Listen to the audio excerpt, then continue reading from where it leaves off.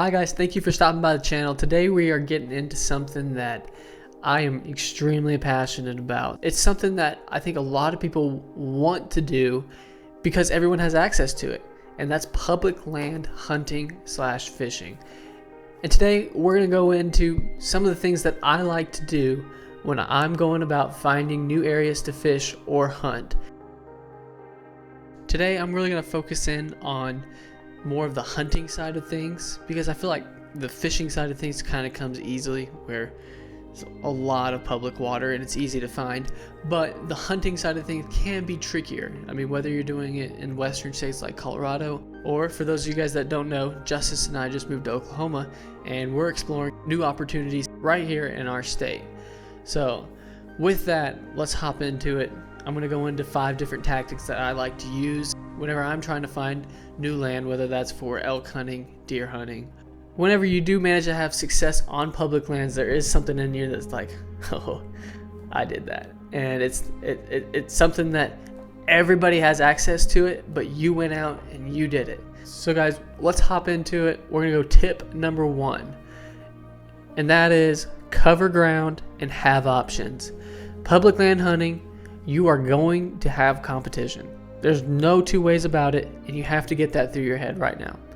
If you go out and you scout all summer, like, oh, there's no one out here. There's no one out here. I don't see any footprints.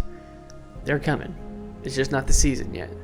Okay, so there's going to be more pressure, and you need to have that through your head, because when you show up to your favorite piece of land where you're like, oh, this is a sure thing.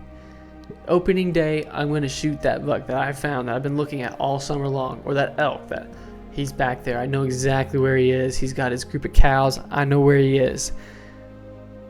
Hold your horses, because day one, things change. People show up, pressure animals, and animals move.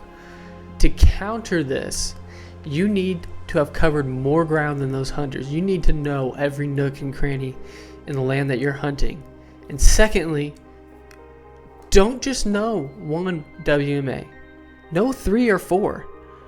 That way, if you show up opening day and there's 7 trucks in the parking lot in the area that you're trying to hunt, not a big deal. I'll go to my next one, because I've put the legwork in. I've put the boots on the ground in order to find more areas to hunt.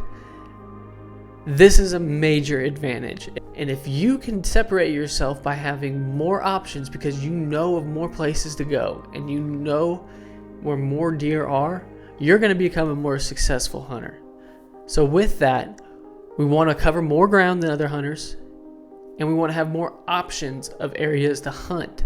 All right, y'all, number 2 on the list. Use Google Earth. Just use it. It is an incredible tool, and it gets better and better every year. There's more and more tools. There's more and more overlays that you can use on Google Earth that are so helpful. You can almost do all the scouting you need without even going to the WMAs. Now, I'm not recommending you do that. Obviously, like I said, number 1, we need to get out, we need to cover more ground and have more options. But with that being said, if you use Google Earth, when you go out and scout, you can have a better idea of where you want to actually scout. And this way you can cover more prime ground, if you will, instead of covering dead ground. If you have not used Google Earth in the past year, you're missing out on opportunities. You're missing out on things, because it is my number 1 tool when finding new spots. People are so free with the information that they give you. If you scroll through someone's Instagram and you see, oh, they've shot this huge buck here in Oklahoma, or they've shot this huge elk here in Colorado. Look at those pictures. Look at the stories behind those pictures. I guarantee you, in the backgrounds of lots of these pictures, there are mountain peaks in the background that will give away people's spots. Now, you need more context about the general area that they're in, whether they're in Colorado, whether they're in southern Colorado. But a lot of times, if you just put in 2 hours worth of work and going through and trying to use the information that people are putting out there freely, you can pin people. I promise you guys, I am looking and I am using people's pictures to pin where they are at. I have a mule deer hunt coming up in the future because I saw a video online. They shot a massive mule deer. I mean, a massive mule deer. And they made the mistake of just putting too much information in their video of where they were. And after watching that video and just putting in a little bit of work, I was able to pin the exact spot in the middle of the Rocky Mountains where they shot that mule deer. That is the power of Google Earth. And now I have a spot. I'm here in Oklahoma, and I don't have a whole lot of time to be able to get to Colorado and scout out these new locations. But now they've done the scouting for me. I know exactly. They show me how many deer were in the area, where they were in the area. Not because they were willingly giving up the area, but because they put mountain peaks in the background, and I went and found those mountain peaks. There are so many tools on Google Earth that will let you find new areas to hunt. And now I can go up there without even scouting and be pretty dang confident that I'm going to find mule deer there. Like, they showed me what was there, and I'm going to go take advantage of that because I put in time and with Google Earth and go find those spots. So use Google Earth, y'all. I cannot stress it enough. It will change your hunting career because you can find spots that other people cannot find. All right, guys, now we're going to move into number 3, and that is make it less about scouting and more about having fun. So many times I get caught like, I gotta find deer, I gotta find deer, I gotta find elk, I gotta find this, I gotta find sign. Slow down. Have fun with it.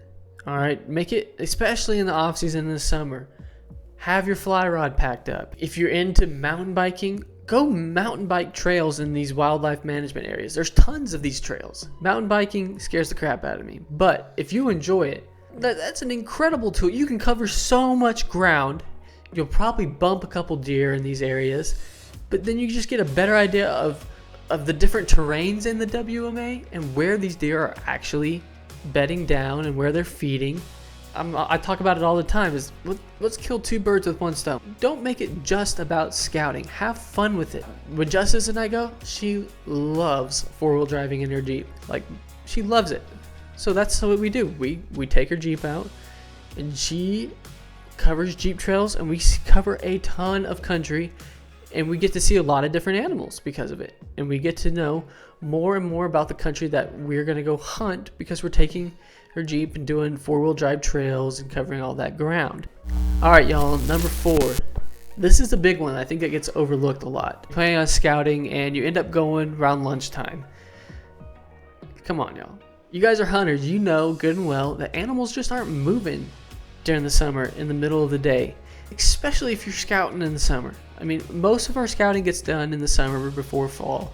Those animals are just not moving in the middle of the day, and you know that, but yet for some reason you go and scout public land in the middle of the day. It just doesn't work. Go early morning or go in the evening. There's so many more animals moving at that time of day. You'll get a better idea where those animals are and where they're coming from. So that's a real short one, but it does get overlooked a lot. Make sure you're scouting in the morning or in the late afternoon. You'll see a lot more animals, and you'll have a better idea of where you need to hunt, and you can slowly hone in on where those animals are living. All right, y'all, number 5. For me, one of the most intimidating parts about hunting new areas, something that keeps me from wanting to go and explore and hunt new areas, is learning all the new regulations. What I've found, the easiest way to learn the rules and regulations or the areas where you can hunt confidently, just call the local game warden. It's that easy. Just call the local game warden, and when you call him, he'll give you everything you need to know. Their job is to know the rules and regulations of the land that you're hunting. And a lot of times these WMAs will have game wardens assigned to them, and you can find those on different websites on who the local game warden is in that area. They will happily give you all the information that you need to know about hunting that land because it makes their job easier when they have educated hunters. Not only will game wardens give you all the rules and regulations that you need to know, secondly, they're pretty open about where to hunt and where they're seeing animals, because these game wardens spend more time in these WMAs than anybody else, arguably, because that's their job. Their job is to take care of these areas, and so therefore they are in these areas. They know where these animals are. They know where you need to hunt, and they're typically pretty open and free about that information. They are not as reserved as other hunters in that area. Other hunters in the area don't want to give you that information because they're hunting that area. Game wardens, on the other hand, they will tell you, like, if you want to go shoot a deer, you need to go to that draw, or you need to hunt this river bottom, or whatever. They will give you that information pretty freely typically, because they want you to be successful. They want people to be hunting in these areas, because the more people that they have hunting in these areas, then the more people that care about them, and the more people that will take care of these areas, and it makes their job easier. I hope that this helped kind of get the gears turning in your head. I know it's hard to get out and go explore new land, but it's worth it. Whenever you put in all that effort to go hunt new property, new public lands, and you manage to be successful, it's a great feeling. So I want to encourage you guys, go on, get out, work hard at it, and have fun. Thank you guys for watching, and I'll catch you again later. Thank you.